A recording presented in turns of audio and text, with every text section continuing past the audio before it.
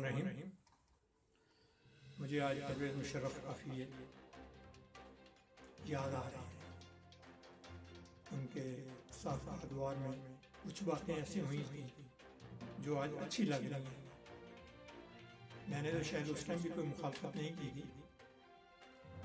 جو کارگل کا واقعہ تھا اس میں نے ایک ویڈیو بنائی ہوئی ہے کرنل شیر خان کے نام سے. اس میں نے کافی کچھ باتیں بتائی ہیں کہ اس ٹائم اگر یہ ہم کارگل جو ہے وہ لے لیتے جو کہ ہمارے ہاتھ میں آ گیا تھا تو آج کا چائنا کا کارنامہ اور اس دوران 21 سال پہلے کا یہ آج اگر کڑیاں مل جاتی تو آپ یقین مانیں کہ ہمارا اسکردو کشمیر اور مقبوضہ کشمیر بھی ہمارے ہاتھ میں آ چکا ہوتا. آج انڈیا ہمیں دھمکیاں نہ دے رہا ہوتا بلکہ ہمیں کہہ رہا ہوتا کہ یار اس کو بھی سنبھالو, کیونکہ الحمدللہ ہمارے کشمیر کے علاقے میں بڑا امن ہے. کسی کو کوئی پریشانی نہیں ہے, عوام کو پریشانی نہیں ہے, کوئی دہشت گردی نہیں ہے. وہاں پہ سب امن سے چلتا ہے. کوئی کرفیو نہیں ہے, کوئی عوام جو ہے وہ متنفر نہیں ہے گورنمنٹ سے, اور امن کے ساتھ سارے سلسلے چلتے ہیں. پرویز مشرف دور کا وہ بہت اچھا کارنامہ تھا, لیکن ہماری نون لیگ جو کہ اس ٹائم کہہ رہے تھے کہ یار یہ اگر 5 ملین کہہ رہا ہے تو یہ تو بہت کم کہہ رہا ہے, چلو اگر کوئی زیادہ ہو جاتی بات تو میں شاید تو مان ہی جاتا, لیکن اتنے تھوڑے پہ تو میں راضی نہیں ہوں گا. تو میں اب یہی ہے کہ راضی تو نہیں ہوتا تو پھر میں ایٹم بم کا دھماکہ. وہ جبکہ سمر مد مبارک, ڈاکٹر سمر مد مبارک, انہوں نے جا کے نواز شریف سے کہا تھا کہ یہ جو ہمیں اجازت دی جائے کہ ہم دھماکے کرنا چاہتے ہیں. تو نواز شریف نے کہا تھا کہ اگر میں اجازت نہ دوں, انہوں نے کہا تمہیں صرف اطلاع کرنے آئے ہیں, اجازت تو اب تم سے لینے کا ٹائم نہیں رہا, اب صرف اجازت کی ہاں اور نہ کی اجازت چاہیے, باقی ہم نے سارا کچھ کر لیا ہے. کیونکہ انہوں نے جو سرنگیں بنائی ہوئی تھیں اس میں ایٹم بم وہ رکھ چکے تھے, اس میں سیمنٹ بھر چکے تھے,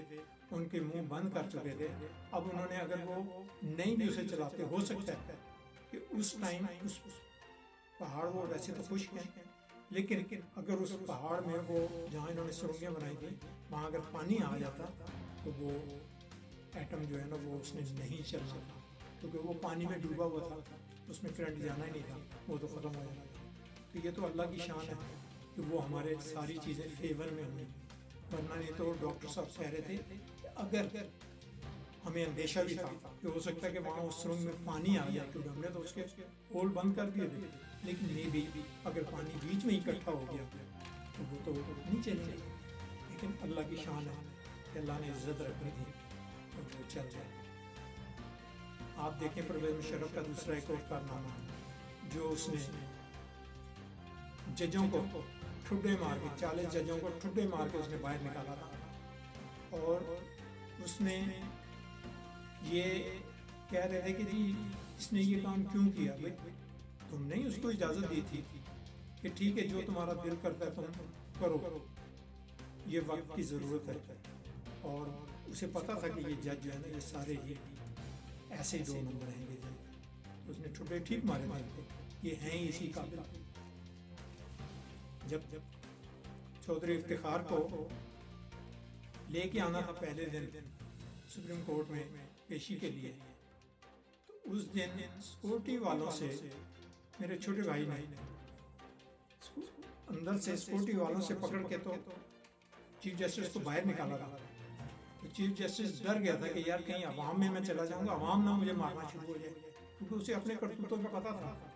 کہ یہ تو ابھی میں آرمی کے انڈر ہوں یا سیکورٹی والوں کے انڈر ہوں, تو جب عوام کے انڈر چلا گیا تو کہیں وہ جو باتیں پرویز مشرف نے کہی ہیں وہ کہ عوام کی سمجھ میں آ گئی تو وہ بھی مارنا شروع کریں گے. تو بھائی نے پکڑ کے باہر نکالا, اس نے کہا نہیں ہم عوام ہیں, ہم تمہارے ساتھ ہیں, باہر آیا. وہ پھر باہر لے کے آیا تو وہ چھوٹے بھائی کو میں نے اس کی ایک ویڈیو BBC میں ویڈیو دیکھی تھی, اس کے یہاں پہ ایک زخم کا نشان تھا. میں نے اسے فون کیا, میں نے کہا یہ کس بات کا زخم کا نشان ہے تمہارے؟ تو وہ کہنے لگا جی کہاں؟ میں نے کہا یہ تمہارے ماتھے کے اوپر دیکھو.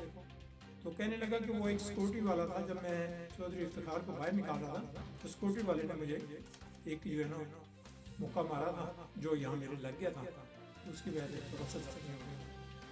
پھر مجھے اس نے بتایا کہ میں چودھری افتخار کو میں سیکورٹی سے باہر لے کے آیا ہوں، پھر سول لوگوں کے ساتھ یہ جا کے سپریم کورٹ میں پیش ہوا اور چودھری افتخار نے کہا کہ میں عوام کی طرف دیکھ رہا تھا اور عوام نے ہی میرا ساتھ دیا، میں تو سمجھ رہا تھا کہ گورنمنٹ میری فیور میں ہے اور گورنمنٹ جو ہے نا مجھے بچا لے گی، کیونکہ میں نے جو کام کیا وہ عوام کو پتہ لگ چکے۔ تو یہ 40 جج انہیں ٹھڈے مارے، بہت اچھا کیا۔ بات رہ گئی قاضی فائز عیسیٰ، یہ بھی انہی جیسا ہی ہے، جس سے پوچھا جائے کہ تمہاری جیب میں کیا ہے، کہتا ہے میری جیب میں جو بھی کچھ ہے تم اپنی پچھلی جیب میں بتاؤ کہ تمہاری جیب میں کیا ہے، یعنی الٹا چور کوتوال کو ڈانٹے۔ بھائی تم ایک عدلیہ کے ایک اچھے لیول پہ بیٹھے ہوئے ہو جہاں پہ لوگ یہ چاہتے ہیں کہ ایسے لوگ انصاف کریں گے، جو خود انصاف کی ترازو جو ہے نا اس کو ٹیڑھا کر کے پکڑ رہے ہوں، وہ کسی کو کیا انصاف دیں گے؟ اپنے بیوی بچے جس کے قابو میں نہیں ہیں،